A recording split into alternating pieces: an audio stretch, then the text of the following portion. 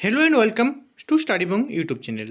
তো তোমাদের আজকে আমাদের কম্পিউটার টপিক ওয়াইজ যে কাজ ছিল তার সমাপ্তির পর আমাদের আজকে হচ্ছে এমসিকিউ।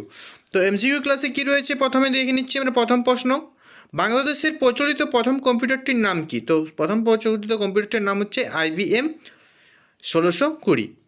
পরবর্তী প্রশ্ন, সবথেকে শক্তিশালী কম্পিউটার হলো কি?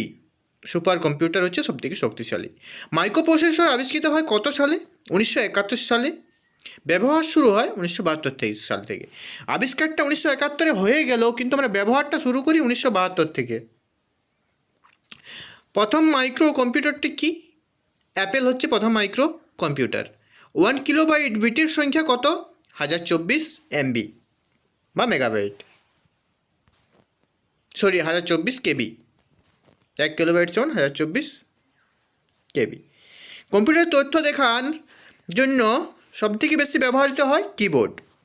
কম্পিউটার তথ্য দেখানোর জন্য সবথেকে বেশি ব্যবহার হয় কিবোর্ড। আমরা কিবোর্ড দিয়ে লিখে সার্চ দিলেই আমরা তথ্যগুলি পাই। ইউনিক্স কি? ইউনিক্স একটি হচ্ছে অপারেটিং সিস্টেম। কম্পিউটার বাগ কি? কম্পিউটার বাগ হচ্ছে কম্পিউটারের অন্তর্হিত ভুল। কম্পিউটারের অন্তর্নিহিত ভুল মানে ভিতরের যে ভুল তাকে আমরা কম্পিউটার বাগ বলি। তো ক্যাসপারস্কি কী বটে? এটা হচ্ছে একটা অ্যান্টিভাইরাস সফটওয়্যার। কোন কম্পিউটার ইঞ্জিনিয়ার 2003 সালে সাহিত্যের জন্য নোবেল পেয়েছিলেন? তো এটি খুবই ইম্পর্টেন্ট, JM কোয়েটেজি। মনে রাখবে, JM কোয়েটেজি। অপারেটিং সিস্টেম কি? মানুষের মস্তিষ্কের বুদ্ধি মানে মাথার বুদ্ধিটাকে হচ্ছে অপারেটিং সিস্টেম। অ্যাকচুয়ালি যেমন আমাদের মাথার বুদ্ধি কোনো কিছু করবো কীভাবে কী পরিকল্পনা, সেরকম হচ্ছে কম্পিউটারের একটা মাথার বুদ্ধি।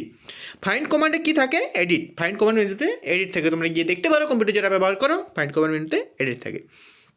কম্পিউটার সফটওয়্যার জগতে নামকরা প্রতিষ্ঠান কি? মাইক্রোসফট। তো কম্পিউটারের ফাদার কাকে বলা হয় একটু কমেন্ট করে জানাও, দেখি কেমন পারো। ব্যবহারের জন্য ব্যবহৃত প্রথম বাজারে আসে কোন কম্পিউটার?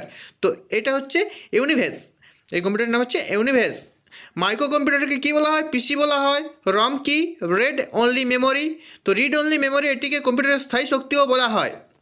র্যাম কি? র্যান্ডম অ্যাক্সেস মেমোরি বা কম্পিউটারের অস্থায়ী স্থিতি মানে অস্থায়ী, যেটা স্থায়ী নয়, থাকবে না, কিছুক্ষণ মধ্যে উড়ে যাবে।